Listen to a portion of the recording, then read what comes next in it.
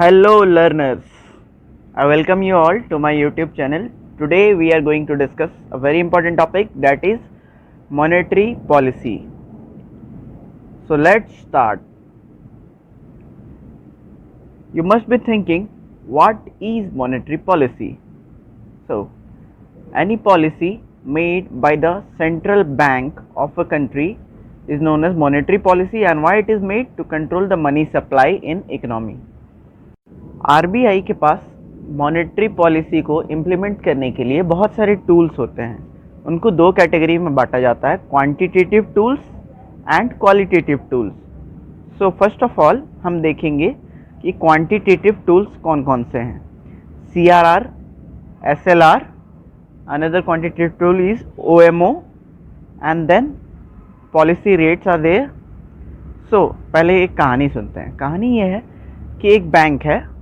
Suppose उस bank के पास 100 करोड़ का एनडीटीएल है। जिस किसी को भी एनडीटीएल नहीं पता, प्रीवियस वीडियो वॉच कर ले, मेरा लिंक डिस्क्रिप्शन बॉक्स में दे दूंगा। बट सारे के सारे पैसे बैंक लोन में नहीं दे सकता। जब भी वो देने जाएगा तो वहाँ पे आएगी आरबीआई और उसे कहेगी stop, you can't give that all money to people. जो भी आपका एनडीटीएल है उसका 4% कैलकुलेट कीजिए, and 4% of that you have to submit to RBI. RBI के पास आपको जमा करवाने पड़ेंगे। बैंक को ये बोल दिया गया। अब बेचारी बैंक तुरंत 4% कैलकुलेट करती हैं, जो 4 करोड़ आता है, और ये पैसा आरबीआई में जाके डिपॉजिट कर देती हैं। इस पर कोई इंटरेस्ट नहीं मिलेगा उसे। तो पैसा चला गया आरबीआई के पास। अब बैंक के पास बचे कितने? 96 करोड़। तो ये जो 4% कैश जो बैंक ने आरबीआई को दे रखा है, इसी को हम बोलते हैं कैश रिजर्व रेशियो, सीआरआर। अभी ख़त्म नहीं हुई। बैंक मैनेजर बेचारा चिंता में था। केवल 96 करोड़ रुपए उसके पास बचे हुए हैं। जैसे ही वो सोचता है कि इतने जो पैसे बचे हुए हैं उनको मैं लोन में दे देता हूँ और उससे कुछ कमा लूँगा, तुरंत ही दोबारा से उसके सामने आ जाती है आरबीआई। अब आरबीआई आगे आकर बोलती है रुको, फिर से रुको, और ये जो पैसा है 96 करोड़, ये पूरे के पूरे आप लोन में नहीं दे सकते। अब इतना सुनने के बाद बैंक मैनेजर की हालत आप तो गेस कर ही सकते हो। जोक्स अपार्ट, यहाँ पे उसको बोला जाएगा कि इस बार हम आपके पैसे लेंगे नहीं। आरबीआई बोलेगी कि इस बार हम आपके पैसे नहीं रखेंगे, आपको बस इतना करना है कि आपके एनडीटीएल का 18.5% कैलकुलेट कीजिए। उतने अमाउंट का या तो कैश रख लीजिए या गोल्ड या सिक्योरिटीज़ अपने पास रख लीजिए। वो कैलकुलेट करके बैंक अपने पास रख लेगी। ये जो अमाउंट है उसको बैंक लोन नहीं दे सकती, इतना तो मिनिमम उसके पास उसको रखना ही होता है। लेकिन आप सोच रहे होंगे कि सिक्योरिटीज़ क्या होती हैं। What are securities? The term security is fungible negotiable financial instrument that holds some type of monetary value. अगर ऐसे मैं आपको डेफिनेशन बताऊं तो आपका रिएक्शन कुछ ऐसा होगा। तो इसलिए आसान भाषा में इसे समझते हैं। आसान भाषा में समझने के लिए यहाँ पे देखिए, it is a paper which can be issued by companies और गवर्नमेंट। कोई भी इशू कर सकती है, बट उस पेपर का मॉनेटरी वैल्यू होता है। सपोज यहाँ एक ये पेपर है, इस पेपर का मॉनेटरी वैल्यू कैसे होगा? उस पर कुछ लिखा होगा। क्या लिखा होगा? I promise the bearer to give ₹100 after such and such date. कुछ डेट मेंशन किया होगा। जिसके पास भी ये पेपर होगा उसको 100 रुपये मिलेंगे। अब यहाँ पे आई कौन है? जो इस पेपर को इशू करता है, वो है आई। और डेट पूरे हो जाने के बाद जिस किसी के पास भी ये पेपर होगा, ये पेपर ले जा करके वो इशूअर को वापस करेगा और उसे 100 रुपये मिलेंगे इस पेपर के बदले। तो इसका मॉनेटरी वैल्यू है पेपर का।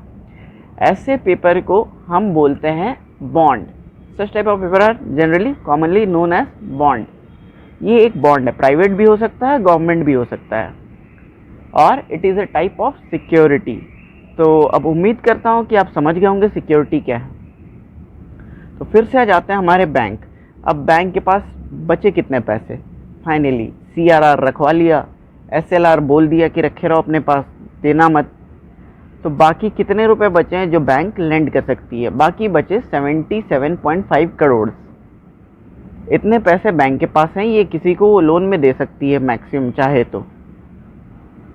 ये जो 18.5% अभी अभी निकाल करके रखा गया है एनडीटीएल में, इसी को हम बोलते हैं statutory liquidity ratio, SLR in short.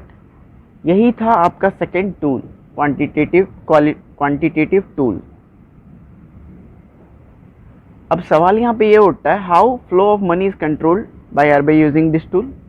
If inflation is high then क्या करते हैं, CRR और SLR को बढ़ा दिया जाता है। इससे क्या होगा, इन्फ्लेशन मार्केट में ज़्यादा है, CLR SLR बढ़ जाएगा तो बैंक कम पैसे दे पाएंगे, लेंड कम कर पाएंगे, और जब कम देंगे तो मार्केट में पैसा ऑटोमेटिकली कम जाएगा, इन्फ्लेशन से फाइट करने में मदद मिलेगी। अगर कभी डिफ्लेशन होता है तो CRR और SLR को घटा दिया जाता है। अब इसे घटाने से क्या होगा, सिमिलरली जब CRR और SLR घट जाएगा तो बैंक ज़्यादा पैसे लोन दे सकती हैं, उनको रिजर्व रखने का झंझट नहीं है, लोन में ज़्यादा पैसे दे सकती हैं, तो मार्केट में ज़्यादा पैसे जाएंगे लोगों के पास और डिफ्लेशन से फाइट करने में हेल्प होगी। तो इस प्रकार RBI control. Few points you should keep in mind that are, first of all the money deposited in CRR as CRR in RBI। जो भी बैंक ने CRR में 4% मनी जो RBI को दिया था, उस पे बैंक को कोई भी इंटरेस्ट नहीं मिलेगा, बैंक को RBI की तरफ से कोई इंटरेस्ट नहीं मिलता उस पैसे पे। दूसरा, जो SLR कोटा में मैंडेटरी किए गए थे 18.5%, या तो सिक्योरिटीज़ रख लीजिए या कैश में रख लीजिए या गोल्ड में रख लीजिए, इसके अलावा भी आप एक्स्ट्रा सिक्योरिटीज़ खरीद के रख सकते हैं, उस पर कोई रोक टोक नहीं है। 18.5% मिनिमम तो रखना ही रखना है, उसके अलावा चाहे तो आप 90% कर लीजिए, कोई दिक्कत नहीं है उसके अलावा। So that's all for now. In the next video I will cover the remaining tools. तो थैंक्स फॉर वॉचिंग।